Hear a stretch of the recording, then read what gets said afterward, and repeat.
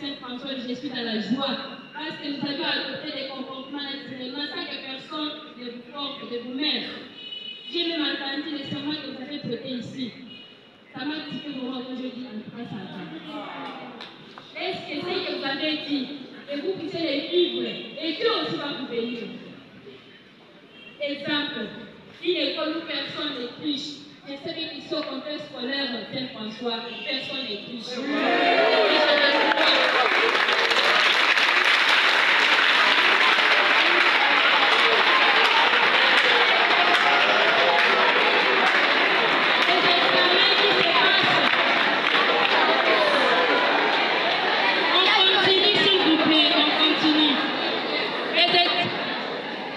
Merci beaucoup, Madame Béatrice.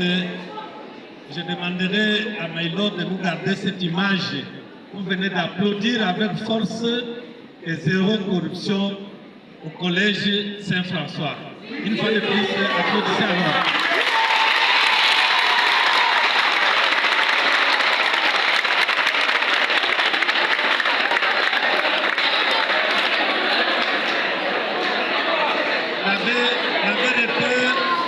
La directeur venait de dire tout à l'heure au début, il y a la corruption et il y a la corruption.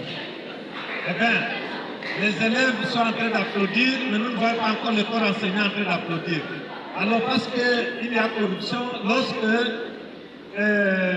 ce sont les subalternes qui vont vers les supérieurs, c'est-à-dire les élèves vont vers les enseignants pour qu'ils soient favorisés, donner quelque chose afin qu'ils aient ce qu'ils ne peuvent pas mériter. Voilà. Mais il y a aussi la conclusion, c'est-à-dire que ce sont les autorités, ce sont des enseignants, des professeurs ou ceux qui ont une certaine hiérarchie qui vont vers les subalternes leur demander, mais écoutez, vous avez échoué, faites quelque chose parce que sinon vous allez rater l'année, vous allez reprendre l'année. Alors, est-ce qu'il y a aussi zéro corruption avec le corps professoral du collège Saint-François? Est-ce qu'il y a zéro corruption? De ce côté-là, ça devient un peu timide. Hein? Bon, ça va. Alors, nous garderons l'image. À la fin de l'année, nous demanderons l'abbé recteur. Mais est-ce qu'il y a des élèves qui ont été chassés parce qu'ils ont triché? Est-ce qu'il y a des enseignants qui ont été chassés? Et donc, nous garderons encore cette image. Et pour visualiser cela, et YouTube et la radio, ça nous donnera la réponse. Merci beaucoup. Merci beaucoup. J'étais en train de numérer des exemples pour une culture d'intégrité. Là, j'ai dit zéro corruption au complexe scolaire Saint-François. Des examens qui se font, qui se passent dans la transparence et dans la discipline. La génération sans corruption, c'est quoi? Cela désigne un ensemble d'individus d'une époque, comme l'a dit le directeur. C'est vrai, l'époque de nos parents, de nos grands-parents, ils vont dire que nous avions échoué. Mais nous voulons qu'avec cette génération, que nous puissions quand même faire quelque chose. Comment expliquer que vous êtes ici au complexe scolaire Saint-François, on vous apprend des valeurs morales, mais vous arrivez sur le terrain et vous devenez monsieur tout le monde, madame tout le monde. Ce qu'on vous a appris à l'école, vous avez rejeté et c'est resté même ici à la porte. Vous n'êtes même pas parti avec ça. Ça ne devons pas accepter, nous ne devons pas admettre ça. Un atout pour une éducation de qualité, ce sont les éléments, les compétences, les ressources qui favorisent un apprentissage. Nous avions cité des formes, à mon exposé, j'ai cité des formes de la corruption. Et nous voyons les conséquences. Peut-être que nous pensons comme si, en faisant ça, en restant dans la vue de la corruption et des autres antivaleurs, je suis en train de nuire mon enseignant. Non, tu te tues toi-même, tu tues aussi ton école, tu tues la société, le pays, sans te rendre compte. Quelles sont les formes et les conséquences de la corruption? Pour les élèves qui sont dans la corruption, qui sont dans les antivaleurs, baisse du niveau réel. Tu vas te baisser toi-même tellement tu es impliqué, tu es habitué dans les antivaleurs dans la corruption. Ton niveau réel que Dieu t'a donné. Parce que je sais que Dieu a mis à chacun de nous des talents, des capacités, des compétences. Oui, il attend que que chacun exerce. Mais quand même, s'il choisit les raccourcis, il va te blesser. La dépendance à la tricherie, tellement tu es habitué, à tout moment, tu vas fouiller là-bas dans des copions, je suis en train de vérifier, je ne triche pas, je suis en train de vérifier. Il y a des termes même qu'ils utilisent, je suis en train de vérifier, je jette écouter. Non. Perdre de l'estime de soi, sous-estimation, même devant une évaluation, tu diras non, moi je ne suis pas à mesure. Peut-être que c'est toi qui vas réussir pour que Saint-François aille de l'avant. Dès que tu commences à reculer, tellement tu es habitué dans le sentiment de la corruption, il est sa place et les autres vont gagner. L'incapacité à affronter les études supérieures, il y a des semaines, les parents ont l'argent. Tu vas faire l'université ici, par exemple, à l'Université. Et moi, non. L'université, ce n'est pas pour moi. Non, c'est pour toi. C'est parce que tu es incapable. Tu étais dans la corruption.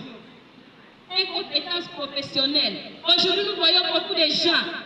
Il est ministre quelque part, député, directeur, ingénieur, ainsi de suite. Mais il n'arrive pas à faire ce qu'on attend de lui. Incompétence. Il est incompétent. Il ne sait même pas où commencer. C'est pourquoi nous pleurons aujourd'hui. Ça ne va pas avec notre pays.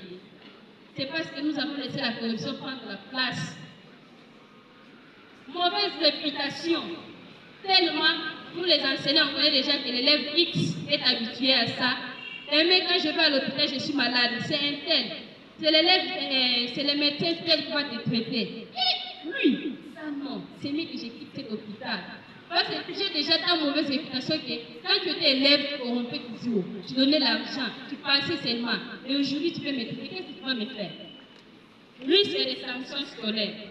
Pour les enseignants, qu'est-ce qui peut être comme conséquence quand nous sommes dans les antivaleurs de la corruption? Perte de respect de l'autorité.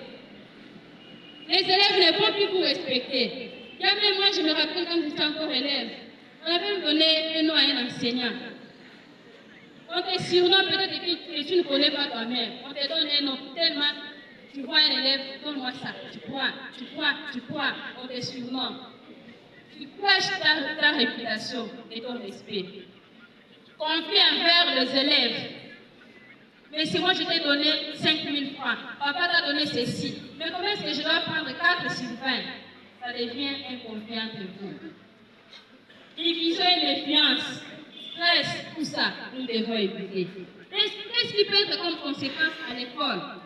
Mauvaise réputation de la communauté. Tellement on connaît. Ce que je vais vous dire, je vous dis seulement à l'oreille, c'est ici. Si on cite des bonnes écoles dans la ville, les complexes scolaires, Saint-François aussi est dedans. C'est entre nous ici, ça s'arrête ici. Ça me donne la vérité. C'est bien que nous puissions continuer comme ça et non qu'on soit parmi ceux qui sont dans la corruption. La baisse généralisée du niveau. Tellement on connaît que cette école-là, les enfants sont dans la corruption, dans les antivaleurs, il y a la baisse. Indiscipline et perte, ils peuvent entrer, sortir, faire quoi que ce soit comme ils veulent. Non. Multiplication des fraudes. Si nous sommes dans la corruption, dans les antivaleurs, il y aura une multiplication des antivaleurs. Et pour les pays, les conséquences ne vont pas seulement rester à l'école, ou bien chez les enseignants, ou bien chez les leurs, mais aussi dans le pays. Production de médecins, des ingénieurs, des cadres incompétents. Ils ne valent à rien. Ils sont encore une charge pour ces pays. On a dépensé beaucoup d'argent pour quoi? Et demain, tu as terminé. Mais tu es incapable d'exercer ce que tu as étudié. Tu es capable d'aider la nation. Administration corrompue, inefficace, la pauvreté persistante et le chômage, les freins pour le développement dans ces pays. Si nous sommes dans la corruption, comment nous devons lutter pour les élèves? Il faut refuser catégoriquement et strictement la tricherie. Il faut étudier pour mériter. Nous devons étudier pour mériter et non choisir les raccourcis. Parce que dès que tu corromps, tu as par exemple 20 sur 20 et l'autre X a fait avec son intelligence, il a 1 sur 20. Ça va décourager ton ami à dire non, c'est mieux que je prenne aussi les raccourcis comme mon ami pour obtenir 20 sur 20. Voilà comment tu as entraîné les autres derrière toi. Le respect des règles et des enseignants devons respecter encourager la discipline, refuser, dénoncer toujours, comme l'a dit le directeur. Nous devons dénoncer. Nous ne devons pas fermer les yeux, nous devons dénoncer.